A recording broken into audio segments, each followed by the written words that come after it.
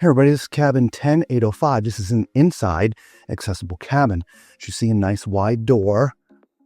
As we come in, also wide spaces in here. I'm just going to back up so you can see from the entryway here, as well as on this side of the bed. So plenty of room to maneuver chairs and or scooters. We'll start here at the bed. You have two nightstands, which are movable if you want to convert this king into two twins. There is regular US power and USB by the head of the bed, as well as an emergency pull. Across from the bed on this side, TV, lighted mirror, more power, mini fridge, storage cabinets, hair dryer, all that stuff.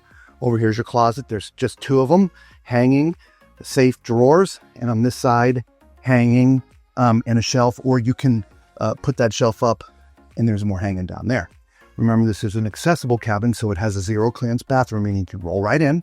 There are plenty of grab bars here at the toilet area as well as in the shower. So you can bring your scooter in or chair and transfer over. The shower as well. There's a bench in there. You do have a handheld wand that is adjustable. And a nice lighted mirror, as you can see. Hey everybody, big sink that you can also roll up to. There is power here as well.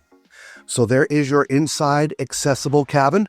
Let us know if you think this is big enough, all right? We'll see you on the next one. Ciao!